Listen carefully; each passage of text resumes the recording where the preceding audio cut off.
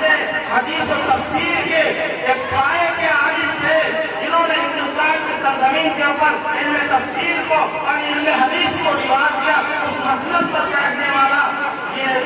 شاہ ولی اللہ محمد دہلوی کیا ہے، ہندوستان کی آزادی میں کوشاں ہوئی اور اپنی نسل کو ایسا تیار کیا،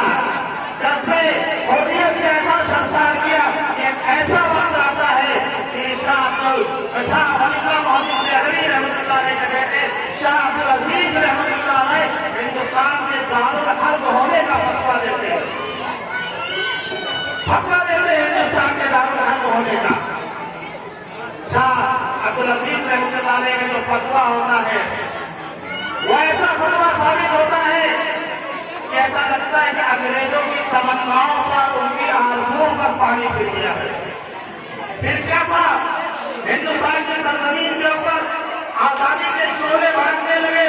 لوگوں کے دلوں میں ولولے مچلنے لگے اور آزادی کے انگارے آزادی کے انگارے بہنے لگے ہندوستان کی سرزمین کے اوپر۔ اور ہماری یہ تاریخ بتاتی ہے کہ نواز سراج الدولہ جس نے پلاسی کے میدان میں سب سے پہلے انگریزوں کا مقابلہ کیا ہے، لیکن ہماری اس قوم کے اندر کچھ غداروں کی بنیاد کے اوپر وہ معرکہ کامیاب نہیں ہو سکا اور نواب سراج الدولہ کو کیا ہے ناکامی کا سامنا کرنا پڑا۔ لیکن آزادی کی تحریک رکی نہیں، آزادی کے جو لگن اور جو جذبہ لوگوں کے اندر بیدار ہو چکا تھا وہ مزید بڑھتا چلا گیا اور وہ شعلے آسمان سے باتیں کرنے لگے اور ایسے ایسے سیارے پیدا ہوئے، ایسے ایسے جوامرد پیدا ہوئے جنہوں نے آزادی کی جوٹ اور آزادی کی لگن لوگوں کے اندر پیدا کی اور ہندوستان کا آخری تاج کا آپ تصور کریں، بادشاہ بہادر شاہ ظفر جس کے 4 بیٹوں کو انگریز اس کے سامنے قتل کر کے شہید کر کے ان کے سروں کو ایک پانی میں لا کر پیش کر دیتے ہیں، پانی میں لا کر پیش کرتے ہیں۔ جب بہادر شاہ ظفر اپنے ان شہیدوں 4 بیٹوں کو جب یہ دیکھتا ہے تو کہتا ہے کہ جو مدل کی اولاد ہے ان کی سرسوئی اسی حال میں، یعنی ہمیں افسوس کا مقام نہیں ہے، ہم افسوس اور ندامت نہیں کرتے ہیں، بلکہ یہ ہمارے لیے فخر کی بات ہے کہ ہماری اولادیں کیا ہے وطن کی محبت میں قربان ہو گئی۔ اسی کو بہادر شاہ ظفر نے اپنے شعر کے اندر یہ بات کہی، عمر دراز زمان کے لائے تھے 4 دن، عمر دراز زمان کے لائے تھے 4 دن، جو آرزوں میں کٹ گئے تو انتظار میں۔ وہی بہادر شاہ ظفر جنہوں نے ہندوستان پر حکومت کی، لیکن ایک ایسا وقت آتا ہے کہ انگریز انہیں کا ہندوستان سے نکال دیتے اور انہیں گراوطن کر دیا جاتا ہے۔ لیکن آخر میں ہندوستان کی سرزمین جو ہمارے اسلاف کی قربانیوں کا نتیجہ ہے، جو علماء دیوبند کی قربانیوں کا نتیجہ ہے، جو علماء صادق پور کی قربانیوں کا نتیجہ ہے، جو سید احمد شہید کی تحریک کا نتیجہ ہے، جو اسماعیل شہید رحمۃ اللہ علیہ اور شاہ ولی اللہ کی تربیت کا نتیجہ ہے، جو مولانا جعفر قادری کی قربانیوں کا نتیجہ ہے، جو مولانا ولایت علی، مولانا احمد اللہ شاہ اور مولانا جعفر قادری اور حاجی تاج اللہ مہاجر رفیع اور مولانا محمود الحسن دیوبندی، مولانا عبید اللہ سندھی اور مولانا ابوالکلام آزاد، مولانا حسن موہانی، ایک نہیں سینکڑوں نام ہیں۔ کہاں تک گلایا جائے اپنے اسلاف کی قربانیوں کو، ان کی جدوجہد کو، ہندوستان کی خاطر انہوں نے کیا نہیں کیا ہے؟ کیا کالے پانی کی سزا نہیں برداشت کی؟ یا مالٹا کی جیلوں میں جا کر قید نہیں ہوئے، وہاں کی صحبتوں کو، وہاں کی تکالیف کو نہیں برداشت کیا؟ یا مولانا آزاد نے احمد نگر کے قلعے کے اندر اپنے آپ کو محسوس نہیں کیا، وہاں کی مشقتوں کو، وہاں کی تکلیفوں کو برداشت کیا؟ ارے مسلمانوں نے تو وہ ادا کیا ہے جنگ آزادی کے اندر کہ اگر مورخین لکھتے جائیں تب بھی مسلمانوں کے زور کو لکھ نہیں سکتے تھے۔ میں حوالے کے ساتھ یہ بات کہنا چاہتا ہوں کہ جنگ آزادی میں جو کردار ادا کیا ہے مولانا محمد علی جوہر کی تحریروں نے ادا کیا ہے، ان کا جو رسالہ تھا کا جو پرچہ وہ سندرد نے کردار ادا فرمایا اور انگریزی زبان میں ان کا پرچہ تھا کامریڈ، اس نے کردار ادا کیا ہے۔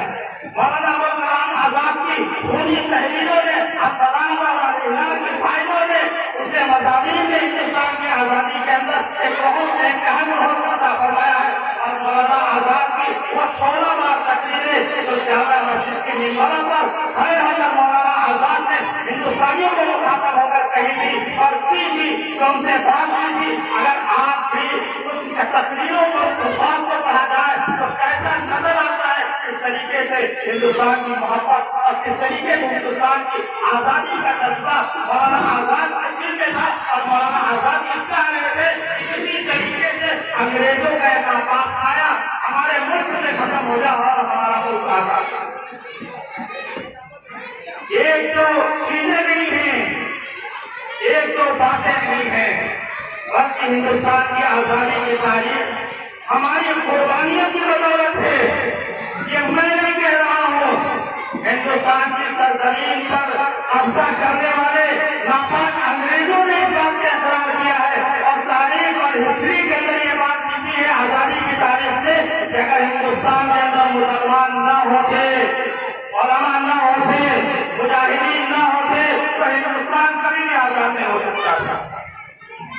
یہ ہماری بات نہیں ہے بلکہ انگریزوں نے اس بات کا اقرار کے اس بات کا اعلان کیا کہ جو رول جو کردار مسلم سماج نے، مسلم سمدائے کے لوگوں نے بلکہ آزادی میں ادا فرمایا ہے وہ ایسا حصہ ہے جس کو بیان نہیں کیا جا سکتا ہے، اس کی تاریخ اور ہسٹری کو سمجھا نہیں جا سکتا۔ وہ ہندوستان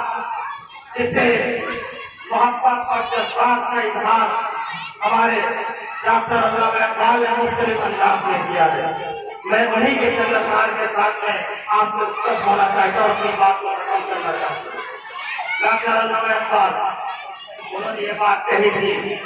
رلاتا ہے میرا نظارہ ہے ہندوستان مجھ کو، رلاتا ہے میرا نظارہ ہے ہندوستان مجھ کو،